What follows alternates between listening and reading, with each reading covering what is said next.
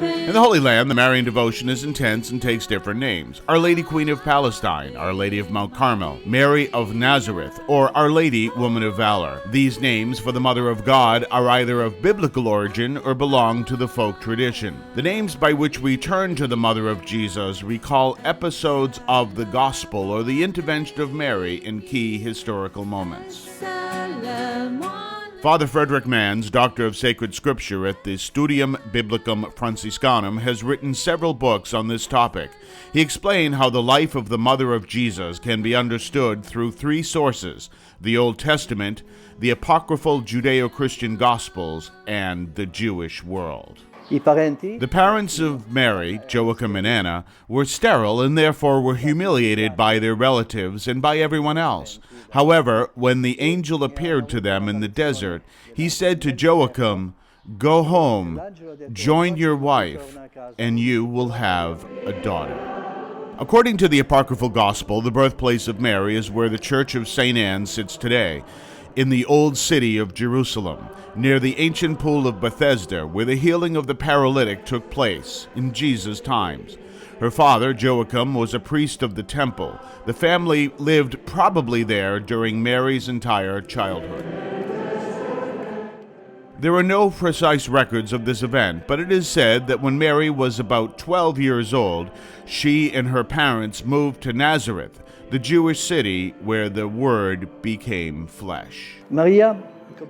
Mary, like all Jewish women, used to say this blessing every morning: "Blessed are you who created me according to your will." And when the angel later appeared to her and asked her to do God's will, again she repeated, "I am ready to do God's will."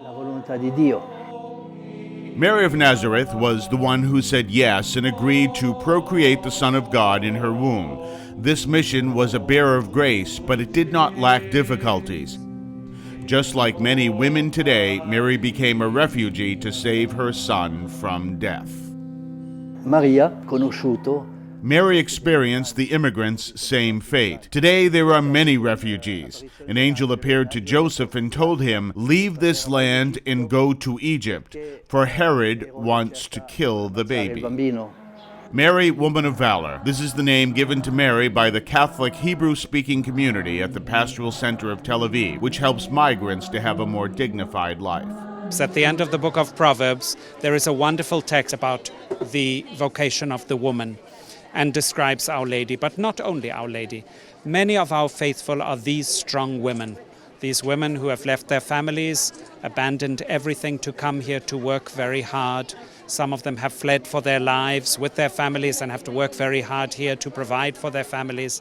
And so we thought that really we can call to Our Lady to be our inspiration, Our Lady, Woman of Valor. And then the feast was born. Among the revered names of Mary in the Holy Land, there is also Our Lady, Queen of Palestine, whose sanctuary was built to pray for peace. Nostra Signora di Palestina.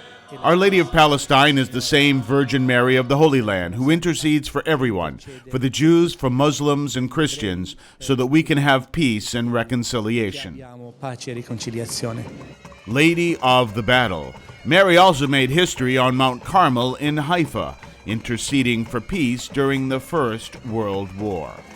All this proves that even discreetly, Mary left her mark on this land, which is holy. Mary warms the hearts of these people only like a mother does.